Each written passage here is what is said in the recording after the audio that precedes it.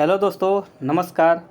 तो आज हम आप सबों को धीरज सीटेट एकेडमी में लेकर चलते हैं, जिसमें से हम बिहार स्टेट का सामाजिक विज्ञान का चारों सब्जेक्ट के बारे में डील करने जाते हैं, जो कि 16/9/2020 को फर्स्ट शिफ्ट में पूछा गया सब क्वेश्चन है।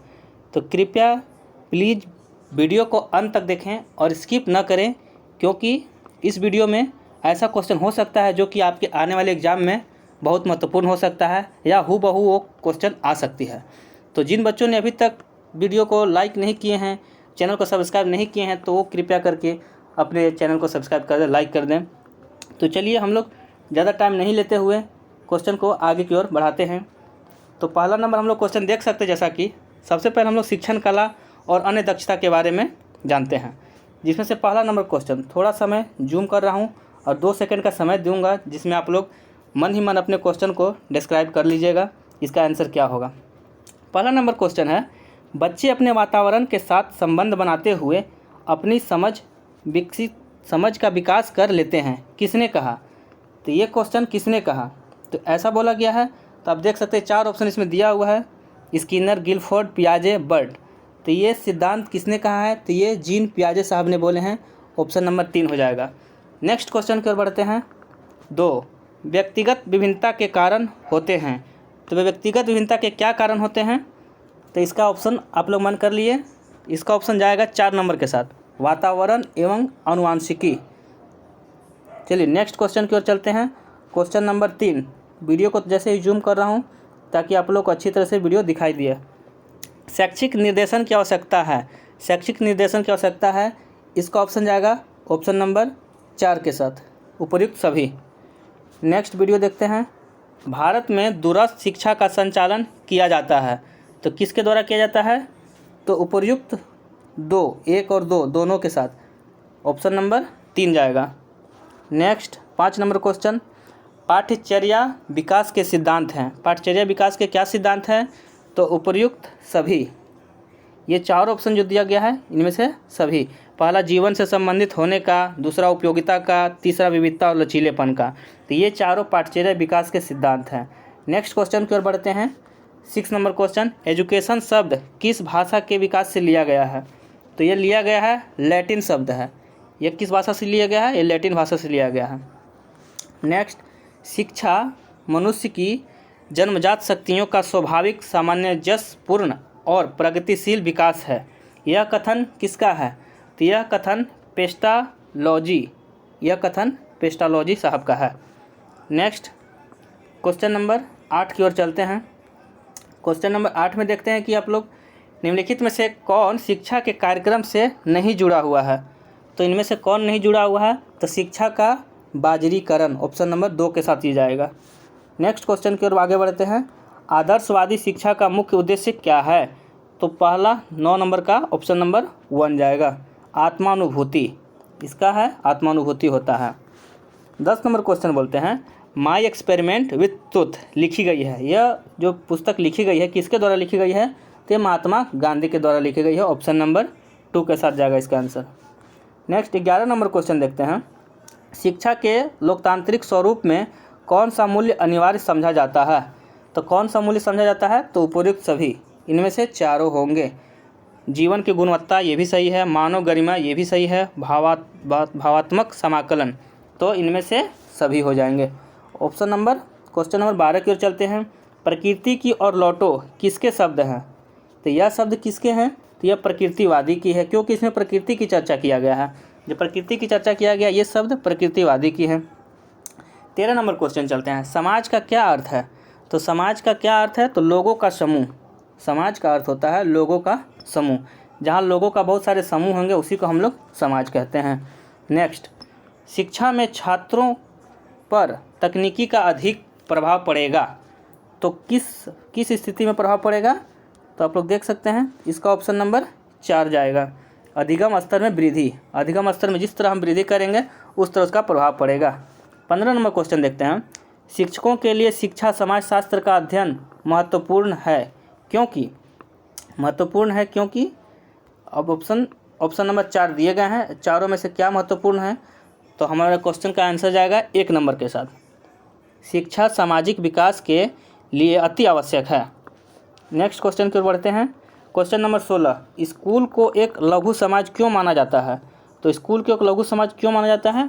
इसका ऑप्शन जाएगा 3 के साथ। स्कूल बच्चे समाज में वयस्क सदस्यों के रूप में विकसित होते हैं। नेक्स्ट चलते हैं। निम्नलिखित में से कौन भारतीय लोकतंत्र की सफलता हेतु सबसे अधिक महत्व का है? तो शिक्षित जनता, ये है तो शिक्षित जनता का है। नेक्स्ट चलते हैं क्वेश्चन, आप वर्ग कक्ष में प्रजातंत्र का अभ्यास किस प्रकार करेंगे? तो किस प्रकार करेंगे? तो इसमें 4 ऑप्शन है, चारों में से होंगे तो उपयुक्त सभी, इन सभी ऑप्शन का चुनाव आप कर सकते हैं। नेक्स्ट क्वेश्चन की ओर बढ़ते हैं। समाज में परिवर्तन को प्रभावित करने वाला सबसे प्रभावकारी एजेंट क्या है? तो इसमें होगा शिक्षा, क्योंकि यह शिक्षा ही ऐसा चीज़ है जो समाज में सबसे प्रभावकारी कर सकता है। नेक्स्ट क्वेश्चन नंबर 20 की ओर चलते हैं। मानव समाज का मूलभूत एकक कौन सा है? मानव समाज का तो यह है मूलभूत इकाई होती है, परिवार होती है, क्योंकि इसी के द्वारा हम लोग आगे और अपनी शिक्षा ग्रहण करते हैं और अपने साथी समूह के बारे में समझते हैं, सीखते हैं। भारत में कौन सामाजिक परिवर्तन में बाधक है? सामाजिक तो ये सभी, इसमें हो जाएगा ऑप्शन नंबर 4 के साथ जाएगा, क्योंकि जातीयता, जाति, वर्ग ये सभी सामाजिक परिवर्तन में शामिल होते हैं, ये सब बाधक हैं इसके। नेक्स्ट क्वेश्चन की ओर चलते हैं। 22 नंबर, जिला प्राथमिक शिक्षा कार्यक्रम कब प्रारंभ किया गया था? तो यह प्रारंभ किया गया था 1994 में, यह 1994 में प्रारंभ किया गया था। अध्यापक के लिए सबसे मूल्यवान है, तो अध्यापक के लिए क्या सबसे मूल्यवान है? तो छात्रों का विश्वास। यदि छात्रों का विश्वास अच्छा होगा तो अध्यापक सबसे अच्छी तरह से शिक्षण ग्रहण करवा सकते हैं स्टूडेंट को। चलिए नेक्स्ट क्वेश्चन 24 नंबर देखते हैं। निम्नलिखित में से कौन सी विशेषता किशोरावस्था का नहीं है? तो किशोरावस्था का नहीं है तो इसमें ऑप्शन नंबर नहीं पूछा, नेगेटिव क्यों जा रहा है?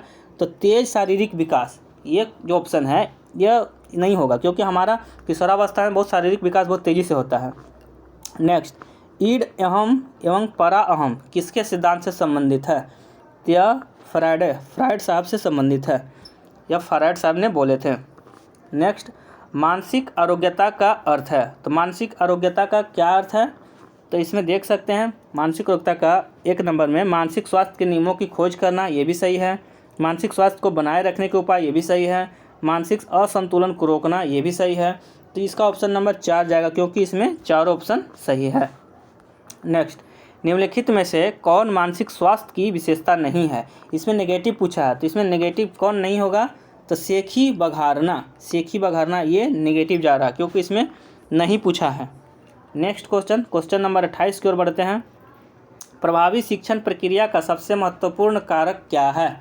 सबसे महत्वपूर्ण कारक जो हो जाएगा वो शिक्षकों को विषय वस्तु का ज्ञान करवाना, यह हमसे महत्वपूर्ण कारण है। नेक्स्ट चलते हैं 29 नंबर, शिक्षकों का मुख्य दायित्व है कि? तो शिक्षकों का मुख्य दायित्व क्या है? तो शिक्षकों का मुख्य दायित्व है छात्रों को, ऑप्शन नंबर 4 जाएगा, छात्रों को सीखने के विभिन्न शैली के अनुसार उसे सीखने के अवसर देना, क्योंकि उसे बहुत तरीके से सीखने के लिए देंगे तो छात्र ज़्यादा सीख पाएंगे। नेक्स्ट क्वेश्चन 30 नंबर, व्यक्ति के विकास में क्या महत्वपूर्ण भूमिका निभाता है? तो इसका क्या निभाता है? तो आनुवंशिकता और वातावरण दोनों मिलेंगे तो व्यक्ति का, मानव का, मनुष्य का विकास बहुत तेज़ी से होगा। नेक्स्ट 31 नंबर जाते हैं। एक शिक्षक ने समिति के प्रधान को चेयरमैन के बदले चेयरपर्सन के रूप में संबोधित किया, यह निर्धारक है। तो यह किस तरह संबोधित करता है, यह किसके निर्धारण में जा रहा है? तो यह जाता है वो जेंडर के बता रहा है, उसने जेंडर फ्री भाषा का प्रयोग किया, ऑप्शन नंबर 2 के साथ जाएगा। नेक्स्ट चलते हैं 32 नंबर क्वेश्चन, विशेष आवश्यकता वाले बच्चों को शिक्षा उपलब्ध कराना चाहिए। तो किस टाइप की शिक्षा उपलब्ध कराना चाहिए? तो उन्हें करवाना चाहिए सभी सामान्य बच्चों के साथ, जो विशेष आवश्यकता वाले हैं उन्हें अलग से नहीं करवाना चाहिए, सभी सामान्य बच्चों के साथ उन्हें शिक्षा उपलब्ध करवानी चाहिए। 33 क्वेश्चन चलते हैं। इनमें से कौन वर्ग कक्ष में गतिविधि के लिए आवश्यक नहीं है? इसमें आपका नहीं पूछा है, तो इसमें क्या नहीं रहेगा? तो खेल खेलना ये सही बात है, प्रयोग करना ये भी सही है, कहानी लिखना सही है, व्याख्यान लेक्चर देना ये सही नहीं लग रहा है, क्योंकि ये आवश्यक नहीं है हमारा पूछा गतिविधि, आप किसी को उतना लेक्चर नहीं दे सकते हैं।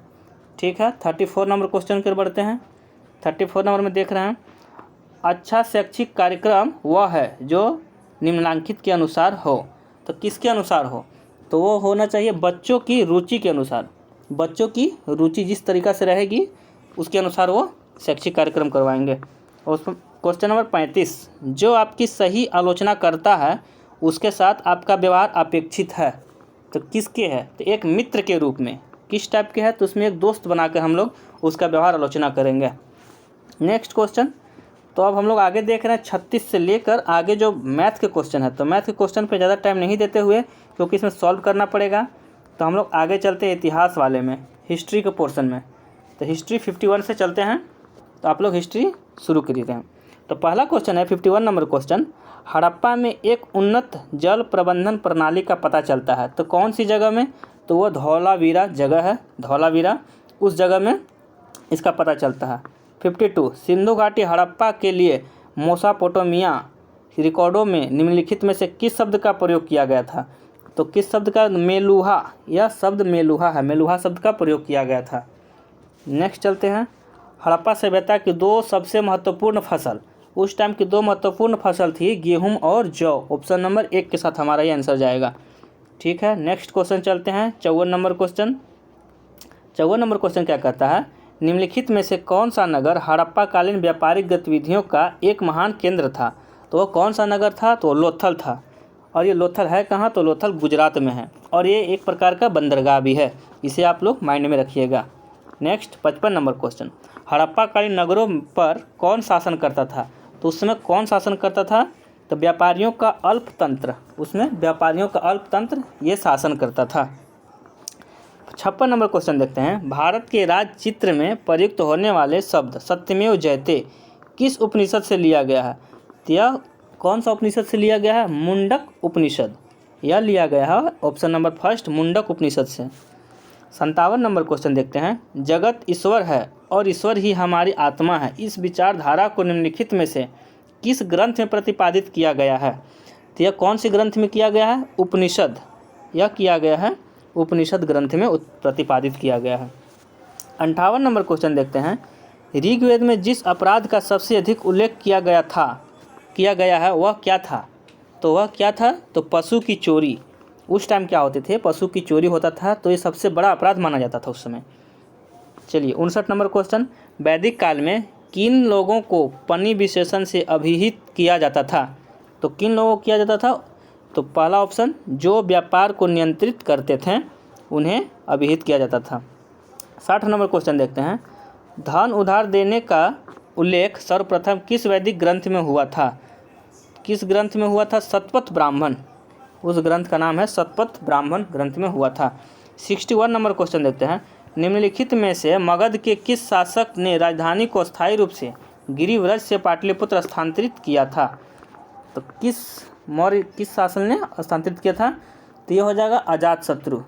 वैसे तो उदयन होना चाहिए, लेकिन अजातशत्रु ऑप्शन में नहीं है उदयन, तो अजातशत्रु का ही पुत्र है उदयन, तो अजातशत्रु आप लोग मार सकते हैं, कोई दिक्कत नहीं। नेक्स्ट 62, घोषित राम विहार निम्नलिखित में से किस जगह पर अवस्थित था? यह एक जगह का नाम है, तो कहाँ पर अवस्थित था? तो यह कौशाम्बी, एक जगह था, तो यह वहाँ पर अवस्थित है। नेक्स्ट 63, ब्राह्मण धर्म में किस संप्रदाय के उदय के साथ मूर्ति पूजा की परंपरा का प्रारंभ हुआ? तो भागवत संप्रदाय, किसके साथ हुआ था? भागवत संप्रदाय के साथ। 64, बौद्ध धर्म ग्रंथों का महानतम टीकाकार कौन था? महानतम टीकाकार बुद्ध घोष। कौन था? बुद्ध घोष था। ठीक है, नेक्स्ट, महावीर के बाद जैन धर्म के महान गुरु या संत थे, कौन थे? तो महान गुरु संभूति विजय, ऑप्शन नंबर 1 के साथ हमारा आंसर जाएगा इसका। 66 देखते हैं, मेगास्थनीज ने भारतीय समाज को कितनी श्रेणियों में विभाजित किया? तो कितनी श्रेणी में विभाजित किया था? 7 श्रेणी में विभाजित किया था। नेक्स्ट है, अशोक के शिलालेखों में प्रयुक्त भाषा कौन सी थी? तो अशोक के शिलालेखों में प्रयुक्त भाषा कौन सी थी? प्राकृत भाषा थी। नेक्स्ट है 68 नंबर, अशोक के निम्नलिखित किस शिलालेख में कराधान का विशेष उल्लेख है? 68 का ऑप्शन मेरा 1 के साथ जाएगा, रुमिनदेई शिलालेख, यह एक प्रकार का शिलालेख है, रुमिनदेई। नेक्स्ट है, पुराणों के अनुसार संपूर्ण मौर्य वंश का शासन कितने वर्षों तक रहा? तो कितने साल तक रहा? तो 137 साल तक रहा। इतने साल तक मौर्य वंश का शासन रहा था। ठीक है, नेक्स्ट क्वेश्चन की ओर बढ़ते हैं। मौर्य काल में मुख्यतः सिक्कों को ढालने के लिए किन धातुओं के प्रयोग किया जाता था? तो सिक्कों को ढालने के लिए चांदी और ताम्र के धातुओं का प्रयोग किया जाता था, जिससे कि हमारा सिक्के बन सके। 71 नंबर क्वेश्चन की ओर आगे बढ़ते हैं। तो मौर्य काल में राजकीय भवन मुख्यतः किस वस्तु से निर्मित किए जाते थे? कौन से वस्तु के? तो लकड़ी से बने होते थे। उस टाइम के जो बनते थे लकड़ी से बनते थे। 72 नंबर क्वेश्चन है। शिलालेखों में उल्लिखित अशोक का एकमात्र पुत्र कौन था? तिवल। ऑप्शन नंबर 1 के साथ हमारा आंसर होगा। 73 है। केंद्र सरकार के किस अधिकारी के पास राजकीय आय या राजस्व नियंत्रण का प्रभाव होता था? किसके पास होता था? समाहर्ता। ऑप्शन नंबर 3 समाहर्ता के साथ होता था। 74 देखते हैं। अशोक का धर्म मूलतः था एक, तो मूलतः किस तरह का था एक? तो ऑप्शन नंबर 4 वो कैसा था? तो सामाजिक धार्मिक समस्याओं के प्रति अलौकिक दृष्टिकोण था। 75 नंबर क्वेश्चन देखते हैं। प्रारंभिक ऐतिहासिक काल में चीनी भारत को किस नाम से जानते थे? तो इसका थोड़ा सा गड़बड़ लग रहा है, तो इस क्वेश्चन को थोड़ा पेंडिंग में रख सकते हैं, क्योंकि टाइम लगेगा ये ऑप्शन देखने में। नेक्स्ट क्वेश्चन की ओर बढ़ते हैं। 76 में निम्नलिखित कला शैलियों में से किस कला परंपरा में बुद्ध को सर्वप्रथम मानवीय रूप में चित्रित किए जाने का प्रमाण मिलता है? तो इसका गंधार शैली। किस प्रकार की शैली में? गंधार शैली में मिलता है। नेक्स्ट है 77। बौद्ध ग्रंथि मिलिंद पन्हों में किस नगर का सजीव वर्णन किया गया है? किस नगर का वर्णन किया गया? तो साकल एक जगह है, उस नगर का वर्णन किया गया है। 78 नंबर क्वेश्चन की ओर बढ़ते हैं।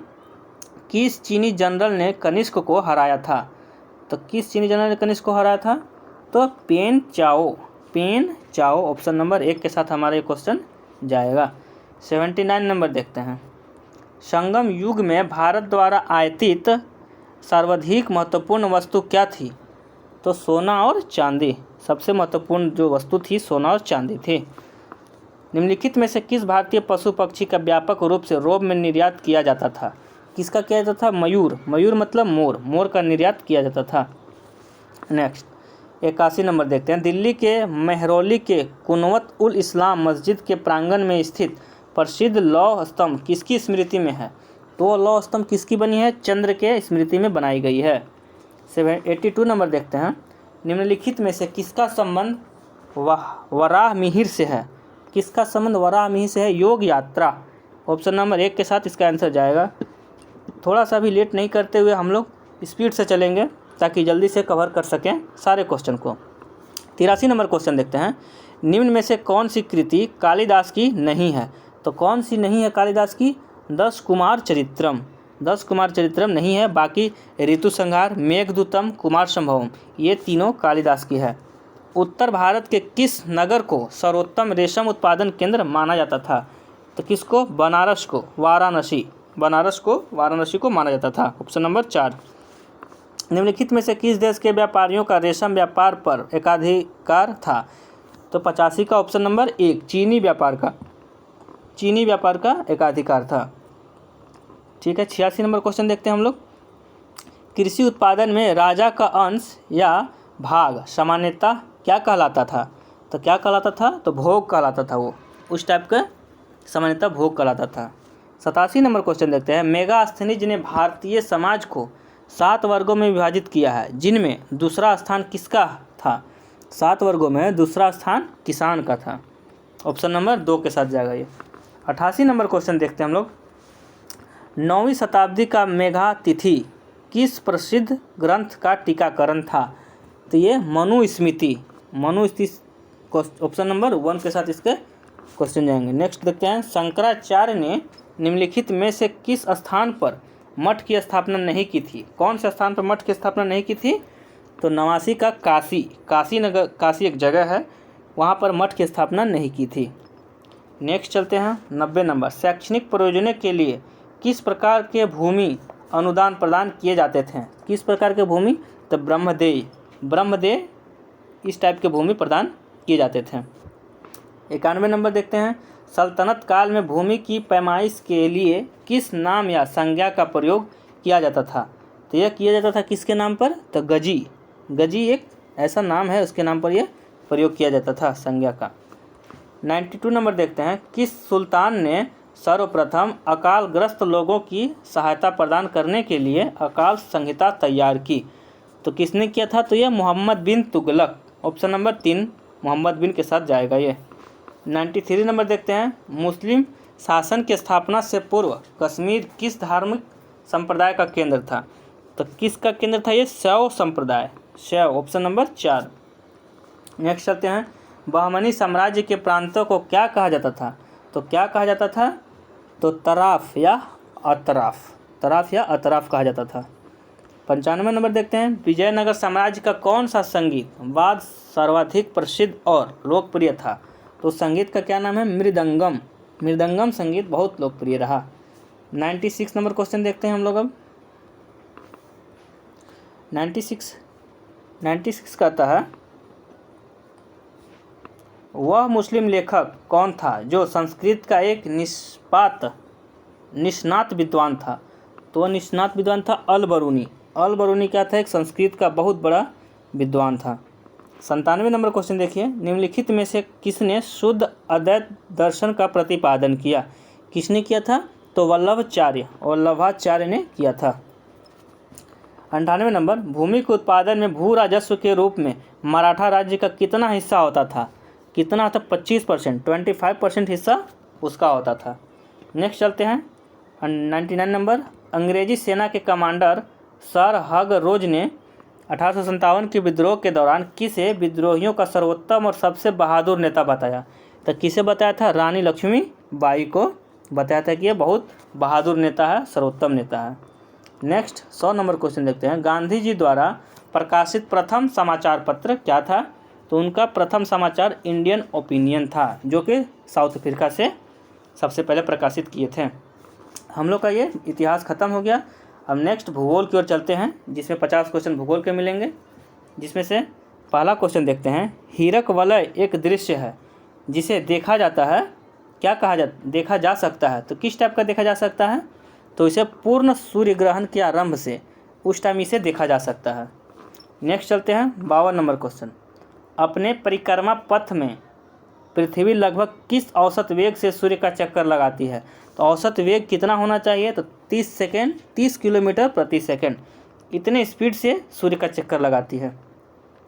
53 नंबर क्वेश्चन देखते हैं, तो मंगल पर जीवन की उपस्थिति के लिए निम्नलिखित में से कौन सी एक अवस्था सबसे सुसंगत है? तो कौन सी अवस्था सबसे सुसंगत होगी? तो बर्फ, छत्रकों और हिमस्थित जल की उपस्थिति, यह सबसे सटीक और सुसंगत होगी। 54 नंबर देखते हैं, 0 डिग्री अक्षांश तथा 0 डिग्री देशांतर अवस्थित है, कहाँ पर अवस्थित है? ये अटलांटिक महासागर में अवस्थित है। 55 नंबर, किसी एक क्षण निम्नलिखित नगरों में से किस एक में घड़ी समय अन्य 3 नगरों के घड़ी के समयों के समान नहीं होता है? तो किस टाइम ये नहीं होता है? तो अदिस अबाबा। ऑप्शन नंबर 4 के समय मेरा जाएगा, अदिस अबाबा, या इसी को इथियोपिया बोलते हैं। नेक्स्ट 56 नंबर क्वेश्चन देखते हैं, निम्नलिखित में से कौन सा एक जलडमरू मध्य अंतर्राष्ट्रीय तिथि रेखा के सर्वाधिक निकट है? तो यह बेरिंग जलडमरू मध्य, यह किसके निकट है? तो यह बेरिंग जलडमरू मध्य की, ऑप्शन नंबर 2। 57 नंबर क्वेश्चन देखते हैं, निम्नलिखित नगरों में से कौन सा एक भूमध्य रेखा के सर्वाधिक निकट है? कौन सा? तो यह सिंगापुर के निकट है। नेक्स्ट क्वेश्चन देखते हैं, कर्क रेखा नहीं गुजरती है, तो कर्क रेखा कौन से देश से नहीं गुजरती है? तो ईरान देश से कर्क रेखा नहीं गुजरती है। 59 नंबर क्वेश्चन देखते हैं, डायनासोर का काल आज से कितने वर्ष पहले था? तो डायनासोर का 18 करोड़ वर्ष पहले डायनासोर का काल था, इससे पहले डायनासोर मिलते थे हमें। चलिए 60 नंबर क्वेश्चन देखते हैं, महान हिमयुग का संबंध किससे है? तो महान हिमयुग का संबंध किससे है? तो ये प्लीस्टोसिन, ऑप्शन नंबर 1 के साथ इसके आंसर जाएंगे। 61 नंबर क्वेश्चन देखते हैं, निम्न विद्वानों में से किसने सुझाव दिया है कि पृथ्वी की उत्पत्ति गैसों और धूल कणों से हुई है? यह किसने उपाय दिया है? यह दिया है हमारे ऑप्शन नंबर 4 ओमसिम्ड, ओमसिम्ड ने दिए हैं। 62 नंबर क्वेश्चन देखते हैं। निम्नलिखित महाद्वीपों में से कौन सा गोंडवाना लैंड का भाग नहीं था? तो कौन सा उत्तरी अमेरिका, यह जो था गोंडवाना लैंड का भाग नहीं था। 63 नंबर क्वेश्चन, संसार का सर्वाधिक सक्रिय ज्वालामुखी, तो कौन सा है सक्रिय ज्वालामुखी? किलायु, किलायु जो है वो सक्रिय ज्वालामुखी है। यह विश्व का है, इंडिया की बात नहीं, मैं विश्व की बात कर रहा हूँ। चलिए 64 नंबर क्वेश्चन देखते हैं। निम्नलिखित में से कौन सी पर्वत श्रृंखला सबसे लंबी है? कौन सी? तो रॉकी पर्वत श्रृंखला, रॉकी पर्वत श्रृंखला जो है बहुत लंबी है, विश्व में सबसे लंबी है। 65 नंबर क्वेश्चन देखते हैं। निम्नलिखित पर्वतों में से कौन राइन नदी के किनारे अवस्थित है? यह पर्वत, कौन सी पर्वत राइन नदी के किनारे है? तो ब्लैक फॉरेस्ट, यह एक पर्वत है जो राइन नदी के किनारे मिलता है। 66 में देखते हैं। तकला मकान मरुस्थल अवस्थित है। तकला जो मकान है तो कहाँ पर ये है? तो तकला चीन में है। यह मरुस्थल कहाँ मिलेगा हमें? तो यह मरुस्थल हमें चीन में मिलते हैं। 67 नंबर, निम्नलिखित में से कौन सा देश कैस्पियन सागर से सीमा नहीं बनाती है? तो कौन सा देश है? तो इराक है। इराक क्या है हमारा? ये कैस्पियन सागर से नहीं बनाती अपनी सीमा। नेक्स्ट, निम्नलिखित देशों में से कौन सा लिथुआनिया का सीमावर्ती नहीं है? लिथुआनिया, इससे सीमा सटती नहीं है, तो ये यूक्रेन, इसके आंसर जाएंगे यूक्रेन के साथ, इसकी सीमा नहीं सटती है। नेक्स्ट देखते हैं 69 नंबर, तो भारत और चीन के अतिरिक्त निम्नलिखित में से कौन से समूह में दिए गए म्यांमार के सीमावर्ती हैं? तो म्यांमार के सीमावर्ती किस में हैं? तो ऑप्शन नंबर 4 में जाएंगे, जिसमें से 4 गो देश आ रहे हैं, थाईलैंड, लाओस और बांग्लादेश, यही हमारे म्यांमार के सीमावर्ती हैं। चलिए 70 नंबर क्वेश्चन की ओर बढ़ते हैं। तो 70 नंबर कहता है, निम्नलिखित में से कौन सा एक देश भौगोलिक रूप से अमेरिका में स्थित होने पर भी राजनीतिक दृष्टि से यूरोप का भाग है? तो कौन सा है? तो ग्रीनलैंड, यह देश है ऑप्शन नंबर 3। नेक्स्ट बढ़ते हैं 71 में। निम्नलिखित देशों में से कौन सा एक स्थल रुद्ध है? तो कौन सा देश स्थल रुद्ध है? तो बोलीविया, ऑप्शन नंबर 1। नेक्स्ट 72, निम्नलिखित में से कौन सी एक झील तंजानिया और युगांडा के बीच अंतर्राष्ट्रीय सीमा बनाती है? कौन सी? तो विक्टोरिया झील, ये दोनों के बीच में सीमा बनाती है विक्टोरिया झील। नेक्स्ट चलते हैं 73 नंबर, रियो ग्रांडो नदी सीमा बनाती है, तो किस में बनाती है? ऑप्शन नंबर 2, मैक्सिको एवं संयुक्त राज्य अमेरिका के बीच सीमा बनाती है। 74 नंबर देखते हैं, म्यांमार की प्रशासनिक राजधानी कौन सी है? तो म्यांमार की राजधानी कौन सी हो जाएगी? तो पियनमाना। चलिए ऑप्शन नंबर 4। 75 देखते हैं, दक्षिण पश्चिमी एशिया का निम्नलिखित में से कौन सा एक देश भूमध्य सागर तक फैला नहीं है? तो कौन सा हो जाएगा? जॉर्डन, जॉर्डन भूमध्य सागर तक फैला नहीं है। 76 नंबर क्वेश्चन देखते हैं, निम्नलिखित समुद्री धाराओं में से कौन हिंद महासागर की धारा नहीं है? कौन हिंद महासागर की धारा नहीं है? बेंगुला धारा, ऑप्शन नंबर 4, बेंगुला धारा नहीं है। 77 नंबर क्वेश्चन देखते हैं, टर्की किनके मध्य स्थित है? टर्की किनके मध्य स्थित है? तो ये काला सागर और भूमध्य सागर, ऑप्शन नंबर 2 के साथ जाएगा। नेक्स्ट देखते हैं 78 नंबर क्वेश्चन, निम्नलिखित में से कौन सी नदी भारत के पठारी भाग को मालवा और दक्कन के पठार में विभाजित करती है? तो कौन सी नदी है? नर्मदा नदी, ये दोनों को विभाजित करती है। 79 नंबर क्वेश्चन देखते हैं, निम्नलिखित में से किस स्थान पर क्योटो प्रोटोकॉल में संशोधन स्वीकार किए गए हैं? किस स्थान पर किए गए हैं? तो दोहा एक जगह है, उस स्थान पर संशोधन किए गए हैं प्रोटोकॉल क्योटो का। 80 नंबर देखते हैं, रामसर कन्वेंशन निम्नलिखित में से किससे संबंधित है? तो यह आर्द्र भूमि से संबंधित है। 81 नंबर क्वेश्चन देखते हैं, भारत के किस प्रदेश की सीमा 3 देश क्या क्या? तो नेपाल, भूटान और चीन से मिलती है। तो किस देश की सीमा मिलेगी? तो सिक्किम से ये तीनों देश की सीमा मिलेगी। 82 नंबर क्वेश्चन चलते हैं, हिमालय की रचना समांतर वाले श्रेणियों से हुई है, जिससे से प्राचीनतम श्रेणी, सबसे प्राचीनतम श्रेणी पूछ रहा है तो बृहत हिमालय श्रेणी, उस श्रेणी का नाम है बृहत हिमालय श्रेणी। 83 नंबर क्वेश्चन देखते हैं, किन 2 पर्वत श्रेणियों के मध्य कश्मीर घाटी स्थित है? तो किन के मध्य में स्थित है? तो बृहद हिमालय और पीर पंजाल हिमालय के बीच 2 मध्य कश्मीर घाटी स्थित है। 84 नंबर क्वेश्चन देखते हैं, सेवराय पहाड़ियाँ कहाँ अवस्थित है? तो सेवराय की पहाड़ियाँ तमिलनाडु में अवस्थित है, ऑप्शन नंबर 4। नेक्स्ट क्वेश्चन देखते हैं 85 नंबर, नंदा देवी चोटी, नंदा देवी चोटी कहाँ है? तो गढ़वाल हिमालय का भाग है। यह कहाँ है? तो ये गढ़वाल हिमालय का एक भाग है। चलिए 86 नंबर क्वेश्चन की ओर आगे बढ़ते हैं। तो नेलांग घाटी किस राज्य में स्थित है? तो यह घाटी कहाँ है? उत्तराखंड में स्थित है। नेक्स्ट लेह, लेह कहाँ पर अवस्थित है? तो लेह सिंधु नदी के बाएं तट पर अवस्थित है, ऑप्शन नंबर 4 में जाएंगे। नेक्स्ट क्वेश्चन है, चिल्का झील कहाँ स्थित है? तो चिल्का झील कहाँ है? जहाँ स्थित है वह जगह का नाम पूछा आपसे। ऐसे तो उड़ीसा में है, तो जगह का क्या नाम होगा? उत्तरी सरकार तट, उस तट का नाम है उत्तरी सरकार। नेक्स्ट 89 नंबर देखते हैं, अमृतसर एवं शिमला लगभग एक ही अक्षांश पर स्थित है, परंतु उनकी जलवायु में भिन्नता का कारण क्या है? तो भिन्नता का कारण क्या होगा? तो उनकी ऊंचाइयों में भिन्नता, उनकी ऊंचाइयों में विभिन्नता, यही उसका कारण है। 90 नंबर क्वेश्चन देखते हैं, निम्नलिखित में से कौन सी झील एक कृत्रिम झील है? उस झील का क्या नाम है? तो कोडाई कनाल, कोडाई कनाल झील है, कृत्रिम झील है, जो कि मानव लोगों ने बनाया है, तमिलनाडु में है। 91 नंबर क्वेश्चन देखते हैं, भारत के किस भाग में सर्वाधिक दैनिक तापांतर पाया जाता है? तो कौन सा भाग है?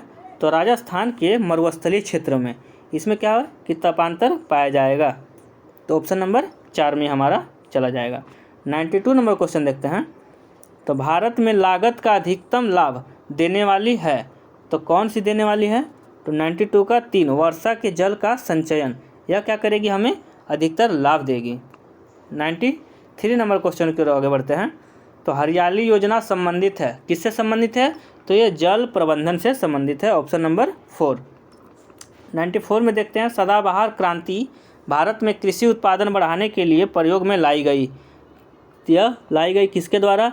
एम.एस. स्वामीनाथन के द्वारा, ऑप्शन नंबर 2 के द्वारा लाई गई। 95 नंबर, नॉर्मन अर्नेस्ट बोरलॉग जो हरित क्रांति के जनक माने जाते हैं, वो किस देश से हैं? वो किस देश के रहने वाले हैं? तो USA, संयुक्त राज्य अमेरिका के रहने वाले हैं। 96 नंबर देखते हैं, निम्नलिखित में से कौन सी फसल बराक घाटी की महत्वपूर्ण फसल है? बराक घाटी की महत्वपूर्ण फसल ये पटसन हो जाएगी।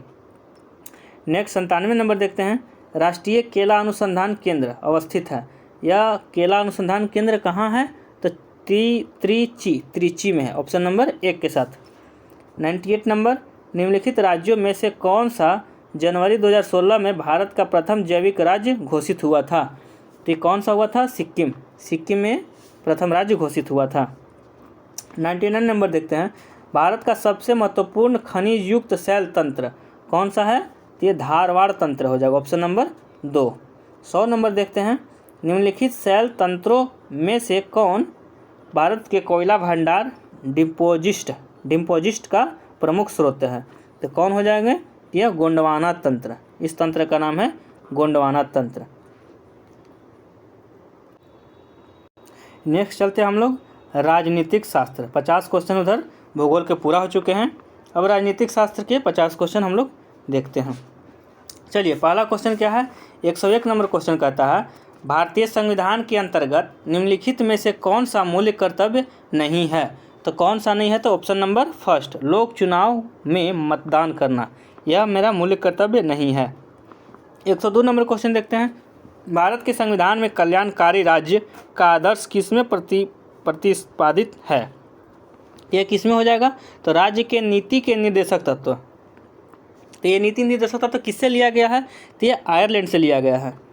चलिए ठीक है। नेक्स्ट 103 नंबर क्वेश्चन, भारत के संविधान की निम्नलिखित में से कौन सी एक अनुसूची में दल बदल विरोधी कानून विषय प्रावधान है? तो किस अनुसूची में है? तो 8वीं अनुसूची, यह 8वीं अनुसूची में प्रावधान है, इसकी जो चर्चा की गया है 8वीं अनुसूची में किया गया है। 104 नंबर क्वेश्चन देखते हैं, लोकसभा में अनुसूचित जनजाति ST के लिए किस राज्य में सर्वाधिक आरक्षित सीट है? तो किस राज्य में सीट है आरक्षित? तो यह हो जाएगी मध्य प्रदेश। यह सीट किस में आरक्षित है? तो मध्य प्रदेश में आरक्षित है। 105 नंबर क्वेश्चन की ओर बढ़ते हैं, तो भारतीय सर्वेक्षण निम्न में से किसके अधीनस्थ हैं? तो किसके अधीनस्थ हैं? तो यह हो जाएंगे विज्ञान और प्रौद्योगिकी, विज्ञान और प्रौद्योगिकी के अधीनस्थ हैं। 106 नंबर क्वेश्चन देखते हैं, प्रथम लोकसभा के अध्यक्ष कौन थे? तो कौन थे अध्यक्ष? तो GV मावलंकर इनके अध्यक्ष थे, ऑप्शन नंबर 2। 107 नंबर देखते हैं, यदि पंचायत भंग होती है तो किस अवधि के अंदर निर्वाचन होंगे? पंचायत भंग होगी तो कितने दिन में निर्वाचित हो जाएंगे? तो ये 6 महीना के अंदर उसको निर्वाचन करना पड़ेगा। चलिए 108 नंबर की ओर बढ़ते हैं। तो निम्नलिखित में से किसने कहा है कि संसदीय लोकतंत्र की कीमत नौकरशाही है? यह किसने कहा था? तो यह हार्बर्ट मोरिसन ने कहा था। 109 नंबर क्वेश्चन देखते हैं, भारतीय संविधान की प्रस्तावना में पंथ निरपेक्ष शब्द जोड़ा गया है। तो कौन से संशोधन में जोड़ा गया है? तो 42वें संशोधन में इसे जोड़ा गया है। 110 नंबर देखते हैं, भारतीय संविधान के किस अनुच्छेद के अंतर्गत राष्ट्रपति को अधिकार है कि वह किसी बिल पर अपनी अनुमति रोक ले? तो कौन सा अनुच्छेद पर है? तो 111 अनुच्छेद 111 पर ये रोक लगा सकती है अपनी अनुमति। 111 नंबर क्वेश्चन देखते हैं, निर्वाचन आयुक्त हटाया जा सकता है। तो हटाया जा सकता है मुख्य निर्वाचन आयुक्त के द्वारा। किसके द्वारा हटाया जा सकता है? ऑप्शन नंबर 1 के द्वारा। संसद में शून्यकाल का समय है, तो शून्यकाल का क्या समय हो सकता है? तो ऑप्शन नंबर 4 हो जाएगा इसके आंसर। दोपहर 12 बजे से दोपहर के 1 बजे तक यह शून्यकाल का समय कहलाता है। 113 नंबर देखते हैं, जब भारतीय न्यायिक प्रवृत्ति में लोकहित मुकदमा, जिसे पील कहा जाता है, लाया गया था, तब भारत के मुख्य न्यायाधीश कौन थे? उस टाइम मुख्य न्यायाधीश कौन थे? तो PN Bhagwati, option number 4 PN Bhagwati थे। 114 में देखते हैं, निम्नलिखित में से कौन सा विषय समवर्ती सूची में है? तो कौन सा विषय है समवर्ती सूची में? तो शिक्षा का विषय, यह हमारा समवर्ती सूची में आता है। 115 नंबर क्वेश्चन की ओर आगे बढ़ते हैं। ये कहता है कि मौलिक अधिकारों के अंतर्गत कौन सा अनुच्छेद बच्चों के शोषण से संबंधित है? तो अनुच्छेद नंबर 24, इस अनुच्छेद का नाम है 24। नेक्स्ट, लोकसभा और राज्यसभा में गणपूर्ति, जिसे कोरम कहते हैं, उसकी संख्या कितनी है? तो उसकी संख्या कुल सदस्य संख्या का 1/5। उसकी क्या संख्या हो जाएगी? तो कुल सदस्य का 1/5। नेक्स्ट चलते हैं, 117 नंबर क्वेश्चन देखते हैं। तो निम्न में से कौन सा संशोधन अधिनियम मिनी संविधान माना जाता है? तो 42वां संशोधन मिनी संविधान माना जाएगा, 42वां संशोधन को। 118 नंबर क्वेश्चन देखते हैं, 42वें संविधान संशोधन अधिनियम 1976 से भारतीय संविधान में एक नया अध्याय जोड़ा गया। तो कौन सा अध्याय जोड़ा गया था? मौलिक कर्तव्य नाम का एक अध्याय है, उसे जोड़ा गया था। नेक्स्ट चलते हैं 119 नंबर क्वेश्चन, संविधान के किस अनुच्छेद के आधार पर राष्ट्रपति देश में वित्तीय आपात की घोषणा करता है? तो किसके करता है? 360 अनुच्छेद 360 में वित्तीय आपात लगा सकता है राष्ट्रपति के द्वारा। 120 नंबर क्वेश्चन के आगे बढ़ते हैं, निम्नलिखित में से भारत के किस मुख्य न्यायाधीश ने राष्ट्रपति के रूप में काम किया? किसने काम किया था? तो ऑप्शन नंबर 1 जस्टिस M हिमायतुल्लाह। ये जस्टिस क्या थे? न्यायाधीश थे, हिमायतुल्लाह, इन्हें राष्ट्रपति के रूप में काम किया था। 121 नंबर देखते हैं हम लोग। 121 नंबर क्या कहता है, संविधान के व्याख्याकार और संरक्षक कौन हैं?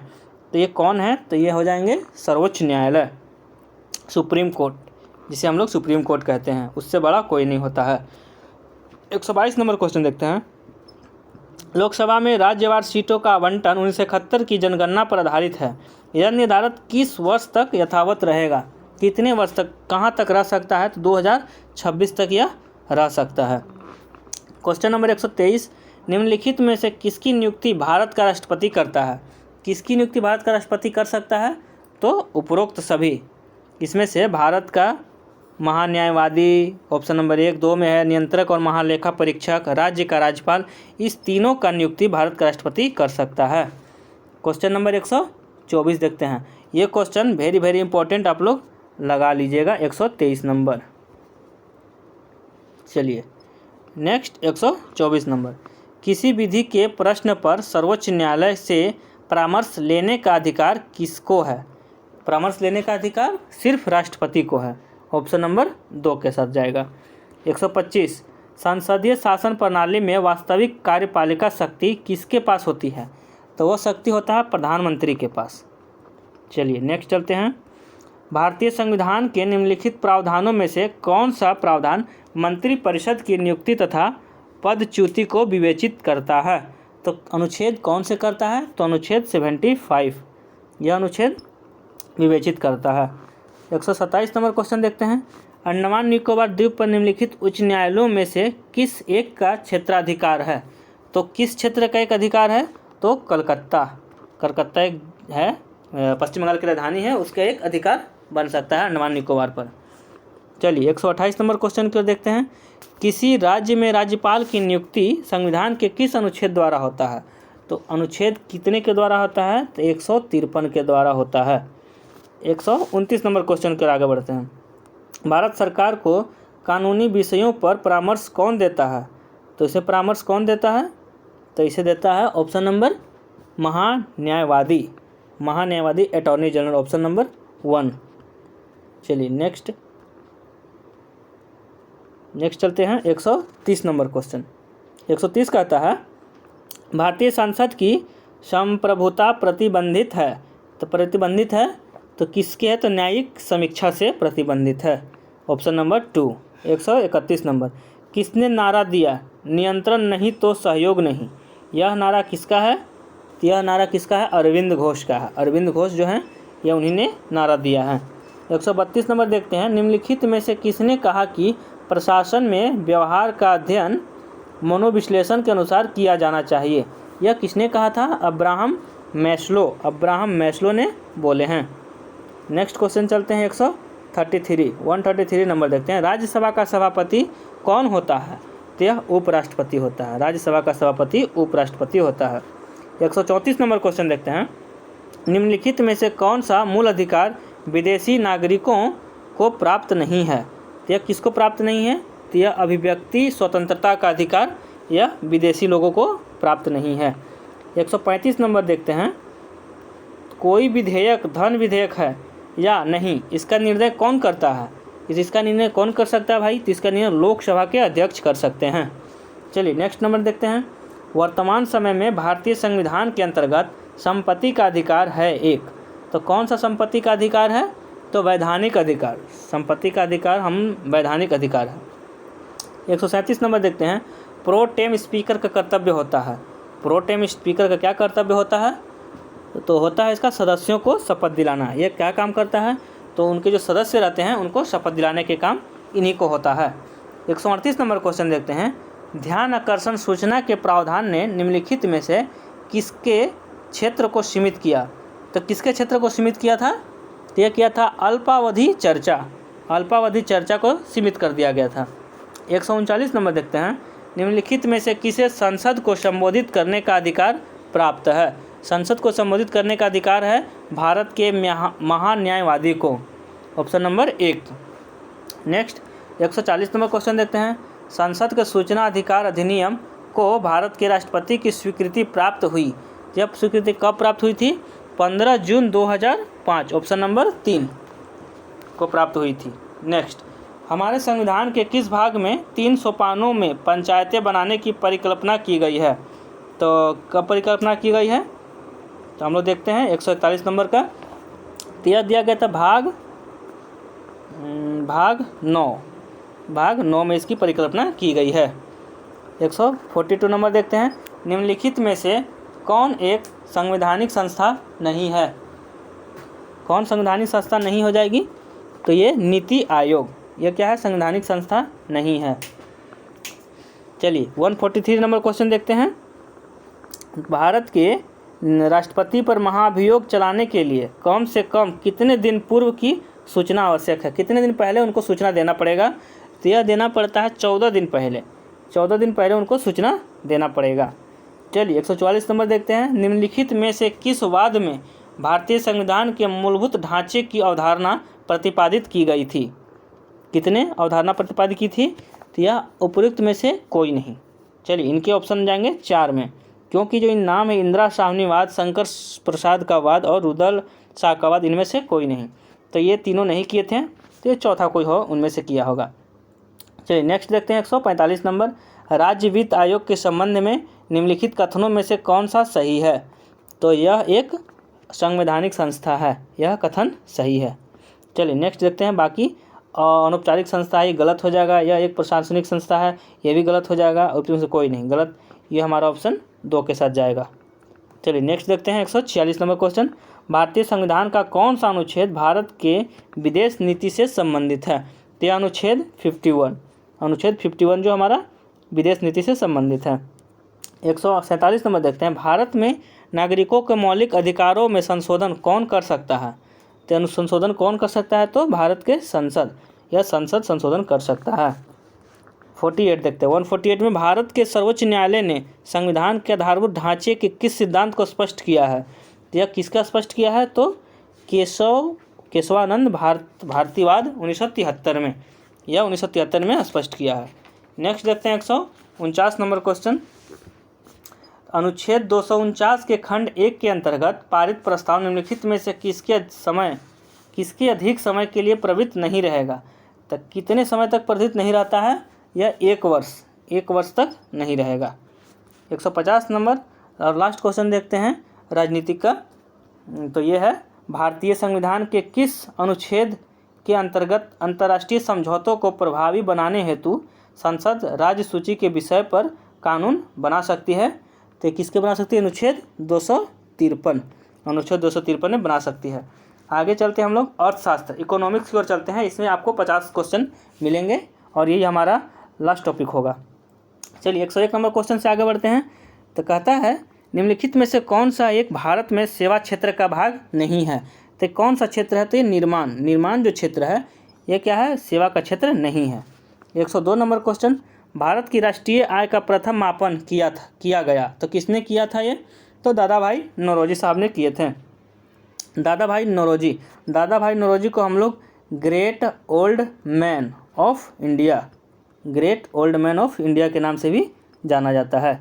यदि हिंदी में से बोला जाए तो वृद्ध बूढ़े आदमी भारत के कह सकते हैं। नेक्स्ट देखते हैं 103 नंबर। पुस्तक I do hot I do, यह लेखक इनके कौन है? जो पुस्तक है तो इनके लेखक कौन हैं? तो रघुराम जी राजन, ये जो लिखे हैं I do hot I do, ये रघुराम जी राजन ने लिखे हैं। 104 नंबर देखते हैं। भारत में नियोजित अर्थव्यवस्था आधारित है। तो किस पर आधारित है? तो मिश्रित अर्थव्यवस्था पर, ऑप्शन नंबर 4।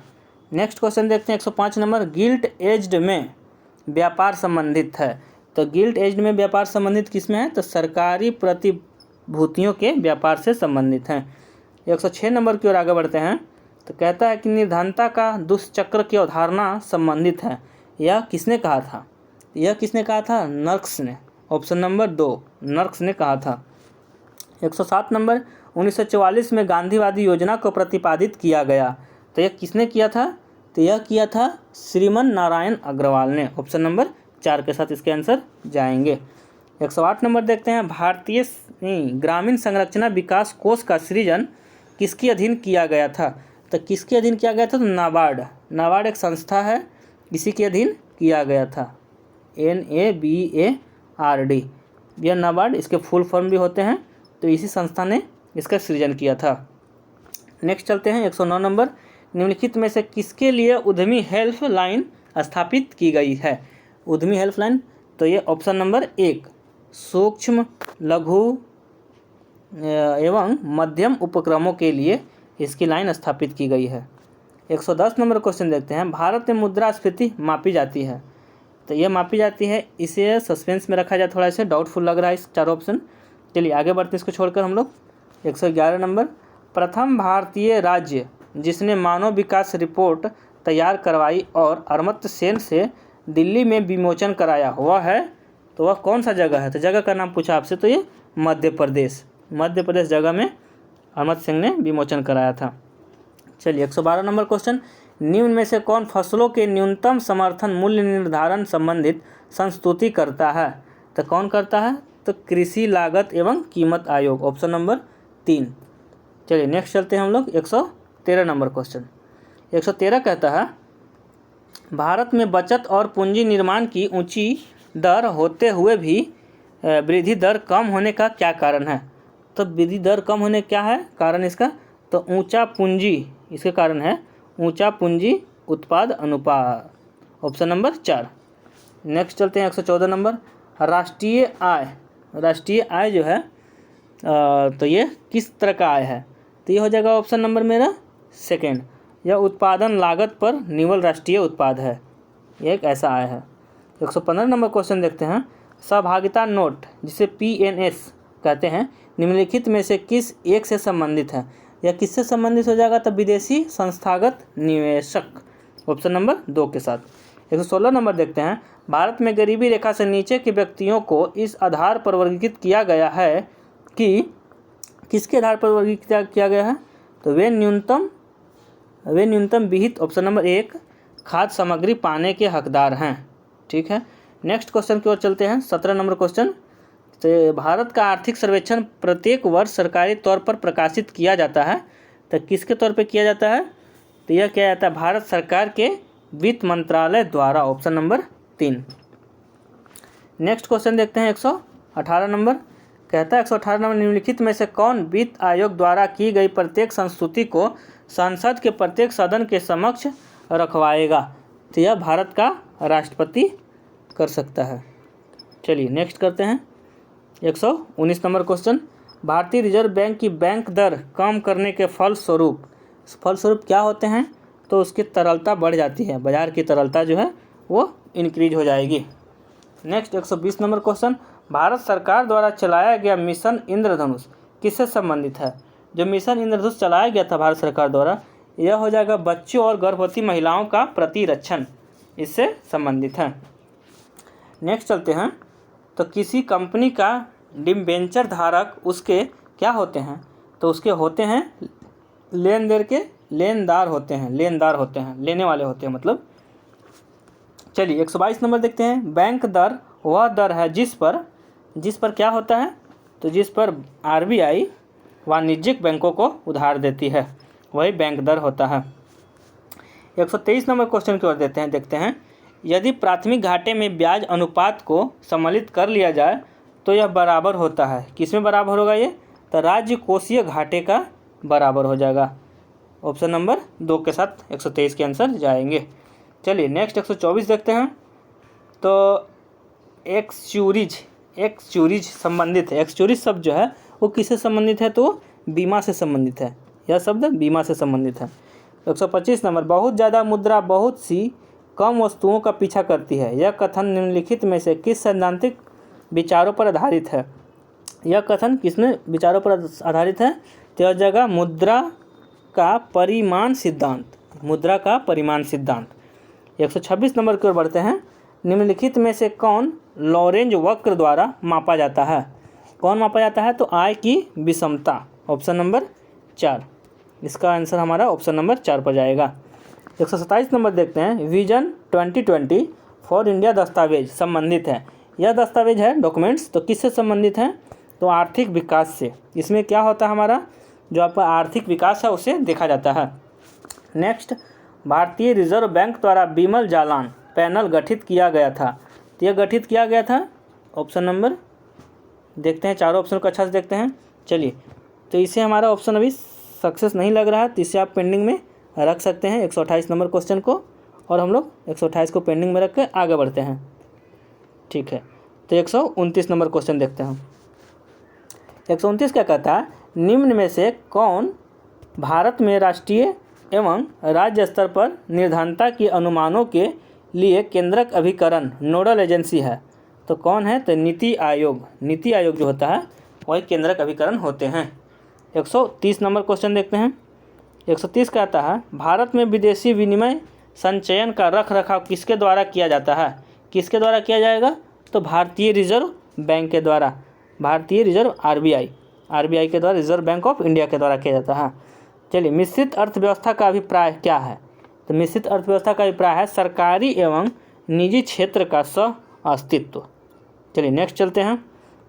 किसने भारत में पहली बार व्यय कर लगाने का सुझाव दिया था, किसने दिया था, तो कॉल्डार, ऑप्शन नंबर 2। नेक्स्ट, राष्ट्रीय नवीनीकरण फंड का गठन निम्न में से किस उद्देश्य से किया गया था, यह किया गया था उद्योगों की पुनः संरचना और आधुनिकीकरण हेतु। 134 नंबर देखते हैं।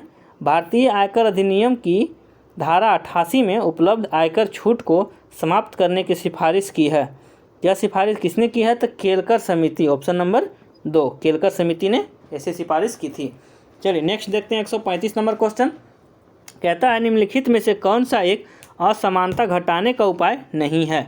तो कौन सा नहीं है? तो अर्थव्यवस्था का उदारीकरण, ऑप्शन नंबर 2 के साथ इसके आंसर जाएंगे। चलिए 136 नंबर देखते हैं। भुगतान संतुलित में निहित होता है, तो यह किस में निहित होता है? तो यह उपरोक्त सभी, इनमें से तीनों, मतलब दृश्य बाजार, अदृश्य बाजार और ऋण, इन तीनों में होता है, तो उपरोक्त सभी। नेक्स्ट देखते हैं 137 नंबर क्वेश्चन देखते हैं। निम्नलिखित में से कौन सी एक लघु उद्योगों की समस्या नहीं है? तो लघु उद्योग की समस्या क्या नहीं होगी? हड़ताल एवं तालाबंदी जो है ये लघु उद्योग की समस्या नहीं है। 138 देखते हैं। पूंजी बाजार से आशय है, पूंजी बाजार से क्या आशय है? तो उपरोक्त सभी, इनमें से चारों, मतलब शेयर बाजार से भी है, वस्तु बाजार से भी है और मुद्रा बाजार से भी है, तो उपरोक्त सभी हमारा ऑप्शन जाएगा 4 के साथ।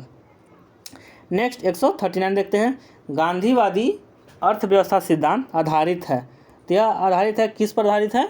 तो ट्रस्टीशिप, ऑप्शन नंबर 2 के साथ हमारे ऑप्शन लॉक होंगे। 140 नंबर देखते हैं।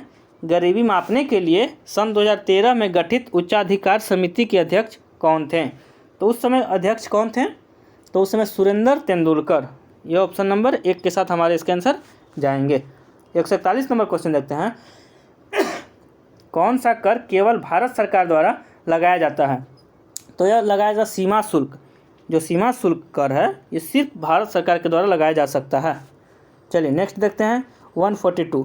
प्राथमिक घाटे की माप निम्नलिखित में से किसके द्वारा की जाती है? घाटे की जो लेन देन होगी उसकी माप करेंगे हम लोग, तो राजकोषीय घाटा, जिसे ब्याज भुगतान, राजकीय घाटा माइनस ब्याज भुगतान करेंगे तो हमारा प्राथमिक घाटे की माप प्राप्त हो जाएंगे। 143 देखते हैं। सेवा क्षेत्र उपागम किसके क्षेत्र के अधीन कार्यान्वित किया गया था? किसके अधिकार किया गया था? यह किया गया था अग्रणी बैंक योजना, जिसे लीड बैंक स्कीम भी कहते हैं, ऑप्शन नंबर 2 के साथ हमारे ऑप्शन जाएंगे। ठीक है, ऑप्शन नंबर 2। 144 देखते हैं। 144 कहता है भारत निम्नलिखित में से कौन सा वायदा बाजार आयोग द्वारा विनियमित होता है? कौन सा होता है? तो जिंक फ्यूचर्स व्यापार एवं वित्तीय फ्यूचर्स व्यापार, ऑप्शन नंबर 4 के साथ 144 के आंसर जाएंगे। 145 नंबर क्वेश्चन देखते हैं। तो भारत में बैंकों द्वारा प्राथमिक क्षेत्र ऋण दान से तात्पर्य किसको ऋण देने से है? तो किसको ऋण देने से इसका तात्पर्य है? तो इसका हो जाएंगे हमारे कृषि से भी हो जाएंगे, लघु जिसे माइक्रो और छोटे उद्यम से भी हो जाएंगे, दुर्बल वर्ग से भी हो जाएगा, तो इसके ऑप्शन मेरे सभी हो जाएंगे, इनमें से सभी। 146 नंबर क्वेश्चन देखते हैं। उच्च बचत वाली अर्थव्यवस्था होते हुए भी किस कारण पूंजी निर्माण महत्वपूर्ण उत्पादन वृद्धि में परिणामित नहीं हो पाता है? तो यह होगा उच्च पूंजी उत्पाद अनुपात, ऑप्शन नंबर 4, ऑप्शन नंबर 4 के साथ इसके आंसर जाएंगे। 147 देखते हैं। तो निम्नलिखित में से कौन सा एक संघीय बजट की तैयारी और उसे संसद में पेश करने के लिए उत्तरदायी है? तो 147 के जो आंसर होंगे ऑप्शन नंबर 2 के साथ, आर्थिक कार्य विभाग। चलिए 148 देखते हैं। बैंकों को अपने रोकड़ शेष और कुल परिसंपत्ति के मध्य एवं निश्चित अनुपात रखना पड़ता है, इसे क्या कहते हैं? तो इसे क्या कहेंगे? तो SLR, सर्वाधिक तरल अनुपात, इसे SLR कहेंगे, सर्वाधिक तरल अनुपात कहेंगे। 149 नंबर देखते हैं। निम्नलिखित में से कौन सी मुद्रा कृत्रिम समझी जाती है? कृत्रिम मुद्रा कौन सी है? SDR, option number 3, option number 3 के साथ इसे लॉक किया जाए। चलिए आज का लास्ट क्वेश्चन जो कि 150 नंबर क्वेश्चन है और यह अर्थशास्त्र का भी लास्ट क्वेश्चन है। तो लास्ट क्वेश्चन कहता है सर्वाधिक क्षेत्र बैंकों के अध्यक्ष का चयन कौन करता है? तो इसका जो चयन करेगा वो बैंक बोर्ड ब्यूरो, इसके चयन जो करेंगे तो bank board of bureau, BBB, bank board bureau करते हैं इसके चयन। चलिए तो ये थे आज के लास्ट क्वेश्चन। तो इस प्रकार हम लोगों ने आज का 16/9/2020 जो पिछले साल पूछे गए थे क्वेश्चन 2020 के, उनके सामाजिक विज्ञान का चारों चैप्टर जिसे सामाजिक विज्ञान में आते हैं, तो चारों को मैंने अभी डिस्क्राइब कर दिया। तो वीडियो कैसा लगा ये आप लाइक करके हमें बता सकते हैं, और जो भी करना होगा तो कमेंट कर सकते हैं और सब्सक्राइब करना न भूलें। और इतना ही नहीं, मैं कहूँगा कि आज बहुत कम समय बचा हुआ है, 1-2 दिन ही बचे हुए हैं, तो आपको ये बहुत मदद मिलेगी इस वीडियो के सहारे। और ऐसा ही मैं वीडियो बनाता रहूँगा आगे भी। तो आप क्या करेंगे, इसे अपने मित्रों के साथ ज़रूर शेयर करें, जिससे कि उनका भी 2-3 दिन में जो भी कुछ पढ़े हों तो उन्हें भी रिवीजन हो जाएगा इस वीडियो के सहारे। तो मैं यहीं पर अपने वीडियो को बंद करता हूँ। तब तक के लिए नमस्कार, जय हिंद।